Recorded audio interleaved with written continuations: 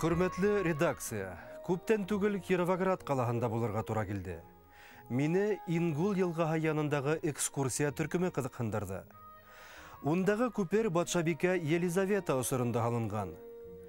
Бүйік Ватан хуғышында бұл күперде Башқұртстан снайпері Абдулхақ Лоқманов яңғыды хақлап алып қала.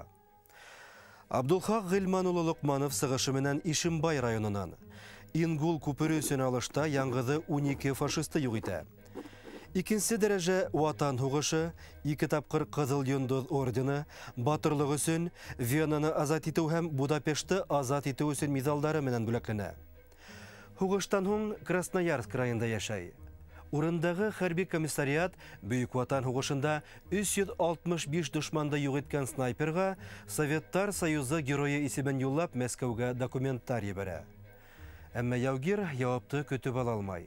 Снайпер кенәгәһелә документтар менән бергә эҙһеҙ юғала. Абдулхақ Лоқманов Башҡортостанға ҡайтып Күгәрсен районында төпләнә. 1967 елда вафат була.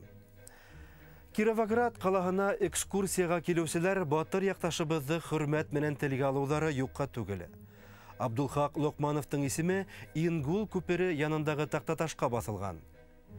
Бөгөн Бүйік Ватан һуғышына икенсе күҙлектән ҡарарға тырышҡан яңы Украинала был таҡтаташ юҡтыр ҙа бәлки.